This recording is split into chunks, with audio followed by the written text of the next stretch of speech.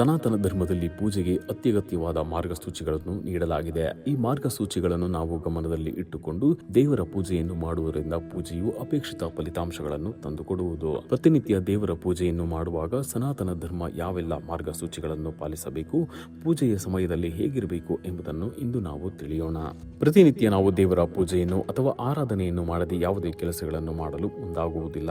ದೇವರ ಪೂಜೆಯು ನಮಗೆ ಅದೃಷ್ಟದ ಬಾಗಿಲನ್ನು ತೆರೆಯುತ್ತದೆ, ದೈವಿಕ ಶಕ್ತಿಗಳ ಆಶೀರ್ವಾದವನ್ನು ಆಹ್ವಾನಿಸುತ್ತದೆ. ಪ್ರತಿನಿತ್ಯ ಮಾತ್ರವಲ್ಲ, ಯಾವುದಾದರೂ ಶುಭ ಅಥವಾ ಮಂಗಳಕರ ದಿನದಂದು ಕೂಡ ನಾವು ದೇವರನ್ನು ವಿಶೇಷ ವಿಧಾನಗಳಲ್ಲಿ ಪೂಜಿಸುತ್ತೇವೆ. ದೇವರ ಪೂಜೆಯನ್ನು ಮಾಡುವಲ್ಲಿ ನಮ್ಮ ಸಾಕಷ್ಟು ನಿಯಮಗಳು, ಶಾಸ್ತ್ರಬದ್ಧ ಕ್ರಮಗಳು ಹೇಳಿವೆ. ಆದರೆ ಸನಾತನ ಧರ್ಮದ ಧಾರ್ಮಿಕ ನಂಬಿಕೆಗಳಲ್ಲಿ ದೇವರ ಪೂಜೆಯ ವಿಧಿವಿಧಾನಗಳನ್ನು ತುಂಬಾನೇ ಭಿನ್ನ.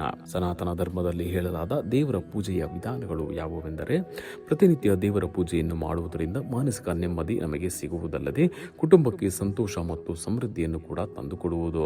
ಆದರೆ ತಪ್ಪಾಗಿ ದೇವರ ಪೂಜೆಯನ್ನು ಮಾಡಿದರೆ ಅದು ನಕಾರಾತ್ಮಕ ಪರಿಣಾಮಗಳನ್ನು ಉಂಟು ಮಾಡುತ್ತದೆ. ಪೂಜೆಯ ಪೂರ್ಣ ಪ್ರಯೋಜನಗಳನ್ನು ಪಡೆದುಕೊಳ್ಳಬೇಕಾದರೆ ನಾವು ಇಂತಹ ತಪ್ಪುಗಳನ್ನು ಮಾಡಬಾರದು. ದೇವರ ಕೋಣೆಯ ಪೂಜೆ ಪೀಠದಿಂದ ಹಿಡಿದು ಮನೆಯ ಅಂಗಳದಲ್ಲಿ ತುಳಸಿ ಗಿಡಕ್ಕೆ ಹಚ್ಚುವ ದೀಪದವರೆಗೂ ನಾವು ನಿರ್ದಿಷ್ಟವಾದ ಧಾರ್ಮಿಕ ಮಾರ್ಗಸೂಚಿಗಳನ್ನು ಪಾಲಿಸಲೇಬೇಕು. ದಿನನಿತ್ಯ ನಿಮ್ಮನ್ನು ಪೂಜೆಯಲ್ಲಿ ತೊಡಗಿಸಿಕೊಳ್ಳುವ ಮೂಲಕ ಸ್ನಾನ ಮಾಡಬೇಕು. ಶುದ್ಧವಾದ ಬಟ್ಟೆಯನ್ನು ಧರಿಸಬೇಕು.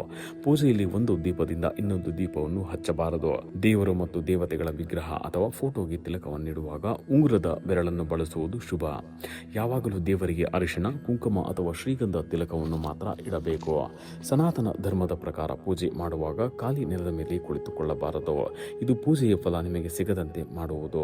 ದೇವರ ಕೋಣೆಯಲ್ಲಾಗಿರಬಹುದು, ಮನೆಯಲ್ಲಾಗಿರಬಹುದು, ಗಂಗಾ ಜಲವನ್ನು ಪ್ಲಾಸ್ಟಿಕ್ ಪಾತ್ರೆಗಳಲ್ಲಿ ಇಟ್ಟುಕೊಳ್ಳಬಾರದು. ಯಾವಾಗಲೂ ಗಂಗಾ ಜಲವನ್ನು ತಾಮ್ರ ಅಥವಾ ಹಿತ್ತಾಳೆ ಪಾತ್ರದಲ್ಲಿ ಇಟ್ಟುಕೊಳ್ಳಬೇಕು. ಭಾನುವಾರ, ಏಕಾದಶಿ ಸಮಯದಲ್ಲಿ ಅಥವಾ ಸಂಜೆ ತುಳಸಿ ಎಲೆಗಳನ್ನು ಕೀಳುವುದನ್ನು ತಪ್ಪಿಸಬೇಕು. ಪೂಜೆಯನ್ನು ಪೂರ್ಣಗೊಳಿಸಿದ ನಂತರ ಶಂಖವನ್ನು ಊದುವುದು ಅತ್ಯಂತ ಶುಭಕರವೆಂದು ಪರಿಗಣಿಸಲಾಗಿದೆ. ಯಾವಾಗಲೂ ಗಣೇಶನನ್ನು ಪ್ರಾರ್ಥಿಸುವ ಮೂಲಕ ಪೂಜೆಯನ್ನು ಪ್ರಾರಂಭಿಸಿ. ಕೊನೆಯಲ್ಲಿ ನಿಮ್ಮಿಂದ ತಿಳಿದೋ ಅಥವಾ ತಿಳಿಯದೆಯೋ ತಪ್ಪುಗಳಾಗಿದ್ದರೆ ಆ ತಪ್ಪಿಗೆ ಕ್ಷಮೆಯನ್ನು ಕೇಳಬೇಕು.